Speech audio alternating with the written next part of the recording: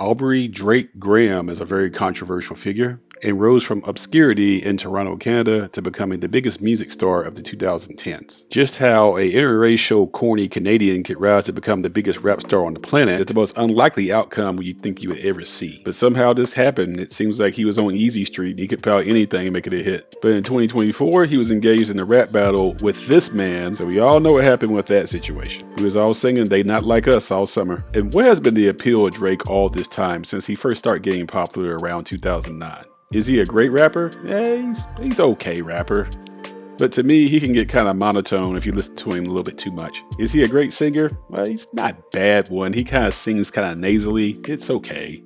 His first hit I can remember on the national stage was The Best I Ever Had. It was catchy. I did not hate it. It was okay. Listening to it then, I had no idea that this guy would rise to be the biggest rap star on the planet one day. At worst, I thought that his career would be something like Albie Shore, who rose to fame in the late 1980s. The light-skinned pretty boy that all the girls loved but couldn't sing a lick. He had his moment and then his star died down after about 5 years. Or I thought Drake might be something like the Candyman, a forgotten rapper from the early 1990s who had a hit or two. It was really bubblegum, no edge to it, but it was very radio friendly. He had a hit called Knockin' Boots, not the H-Town version, but Candyman Knockin' Boots. He's kind of forgotten by history. So in 2009, when I first heard Drake, I thought he would be Albie Shore meets Candyman, have a good run of 4 or 5 years, and then it'd be over. It's the music business. I mean, people come and go all the time, and the fans move on to the next shiny thing being pumped up. But that's not what happened. Drake got signed by Young Money Records, which Lil Wayne was heading, which was a subsidiary of Cash Money Records, headed by Birdman and his very scary looking brother,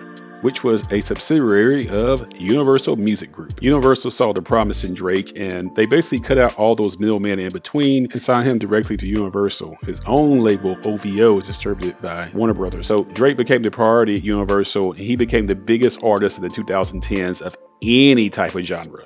And despite many controversies like befriending Millie Bobby Brown when he was 31 and she was 13, this picture was taken in 2017. Certified pedophile. What's that? Certified alleged pedophile. Okay, now back to business. I know I compared him to Albie Shore and Candyman, but I think his legacy would be like Phil Collins. Phil is a British pop star. He was huge in the 1980s as a member of Genesis and as a solo artist as well.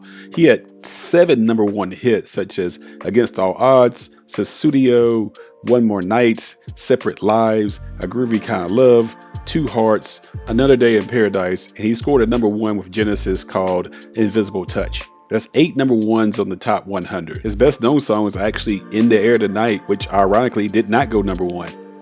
You know that song, it's got that real slow, creepy build up, and then it comes to the climax, and those drums break down like boo boo boo boo boo boo boo boo boo boo boo boo. It's really, really awesome. But anyway, Phil Collins sold a lot of records in the 1970s with Genesis, and even more in the 1980s as a solo act, and occasionally reuniting with Genesis here and there. He's basically like this British nerdy music fan that made good and overachieved way beyond his talent level. It was just amazing. He was huge. He sold millions and millions of records. But we look back now in history and we remember the people of the 80s being big like Michael Jackson, Prince, Madonna, Bruce Springsteen, Janet Jackson, Van Halen, The Police, Guns N' Roses. So despite Phil Collins scoring a lot of hits and selling so many records, people don't look back on him fondly as a big influential person of his era. Phil was kind of like this quirky little nerdy guy from England who didn't really actually start trends. He kind of followed them. He kind of made this inoffensive corporate pop that your mom could love. And I think that's kind of what Drake's legacy will be. He'll be like this nerdy, awkward, quirky guy from Canada. He sold a lot of records in his era, but people don't look back on fondly. And I think that's what will actually be his real legacy. Despite falsely in his lyrics trying to act like he's some type of gangster, which he's not. What he does have is the backing of Universal Music Group, which now he's trying to sue because he's butthurt that he lost a rap battle. And for street cred, he had the backing of James Prince, the founder of Rap-A-Lot Records. This guy has a lot of juice in the streets. When Puff Daddy came after Drake, he made Puff Daddy stand down. And this was Puff Daddy before, all the issues when he still actually had power. So Drake had real muscle with the backing of Universal in terms of the executive power. And he had street cred with a whole militia that would come after you if you even thought about touching him. And hey, I don't want that smoke either. I'm just a guy with a YouTube channel.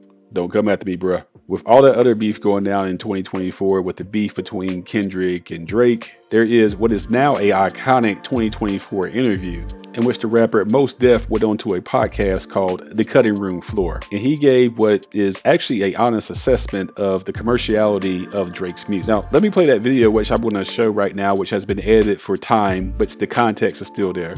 It's pretty revealing and insightful to pull back the curtain to see what do Drake's peers think of him. Honestly, here it goes. Like, is Drake hip hop? Why are you doing this to me? Drake is pop to me. In the sense, like, if I was in Target in Houston and I heard a Drake song, it feels like a lot of his music is compatible with shopping. Commercial music. Or it's Commercial music, shopping with an edge in certain instances. Fair. I like Drake's music, but I understand exactly what you're saying. Of course, I mean, I it's get commercial, entertaining, fun, good, it's formulaic music. It's likable. Likeable music, yeah. So many products. So many SKUs. So many SKUs. Look at all these SKUs. Buying and selling. Where's the message that I can use?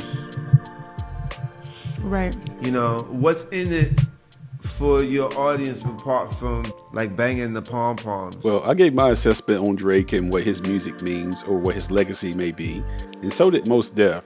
And I think that his words carry a lot of weight because he's an actual peer of Drake, being that he works in that same industry as him as a rapper. So I think that take showing just how commercial Drake is really shed some light on him. I didn't really go that much into the Drake lawsuit against UMG. It's been beat to death, and it's really not that complicated to figure out what's going on here. You got a rich, coddled pop star who's used to getting his way. He is both narcissistic and insecure. He has a production team that's ran like a sweatshop over at OVO, with a team of underpaid, undercredited ghostwriters and beat makers who do ready-made reference tracks for him, and all you gotta do is come in and repeat what they did. Drake is not quite, say, Milli Vanilli or something like that where he's lip syncing, but it's not very original, and he's basically trend jacking on whatever the hot thing is at the moment. It's all formula, so he's used to having his way in that regard. And of course, there's all the young women that's been around the last 15 years or so. He's been famous. He probably has enough NDAs to go to the moon. And he has shared rap beefs with Meek Mill and of course Pusha T. They got a couple of body blows in, but they didn't draw any real blood.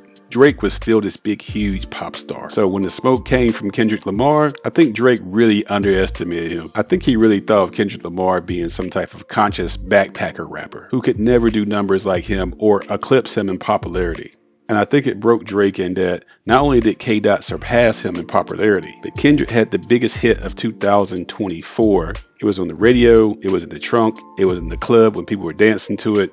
And he took the name of one of Drake's albums, Certified Lover Boy, and turned around and said Certified PDF, and had people repeating this all summer. Drake thought he had won. Drake thought that he was on top. Drake thought he was untouchable, and his fragile ego couldn't take it. And the weird and ironic thing about this is that Drake and Kendrick have the same music distributor. That's UMG, Universal Music. And Drake's punk ass did the unusual step of suing after he lost a rap battle. But he even went further than that. He didn't sue Kendrick, who actually said the stuff that was supposed to be defamatory. He was suing the record label for allowing Kendrick to release it. None of this makes any freaking sense whatsoever. Drake's actions are the equivalent of he's the rich kid in school who starts a fight with a poor kid in school, and then the poor kid kicks his ass, and then Drake goes to the principal. The principal doesn't give him what he wants, so he tries to sue the principal. So yeah, this whole thing is just, I don't know what to call it. It's just stupid. For my Canadian listeners, can you just take your boy back? Because we don't want him anymore. He clearly doesn't understand or respect what hip-hop is all about. He thinks he's bigger than everything. His credibility is shot, and I think his career as we know it is over. And to add insult to injury, Kendrick Lamar just won 5 Grammys, including Record of the Year for Not Like Us. Think of it, a diss track has been documented for all time, capturing a rap beef in which Drake is labeled, ooh, that's really got a sting. I'm releasing this video before the Super Bowl, so I'm assuming he's going to do the song on that stage too, with over 100 million people watching calling you a PDF. Just remember, this was a rap competition, and it was Drake who went personal first, trying to say that K. Dot is a wife beater and that he was parenting a kid that wasn't his. So you up the ante and you basically wrote a check that your ass couldn't cash. Now Drake out here on some punk-ish. He trying to sue the label and trying to snitch on LeBron James. We're talking full crash out here, man. Who's advising Drake? Who's allowing him to do this type of stupid stuff? So tell me, what do you think about what Mos Def had to say? What are your takes on Drake? Be sure to speak up in the comments, and while you're here, be sure to click on the end screen cap. It's a much more lighthearted video about how 50 Cent spoofs Spider-Man in a sketch comedy. Until next time, this is Comic Killer 72 for Comic Power saying bye-bye. Drake's still PDF, allegedly.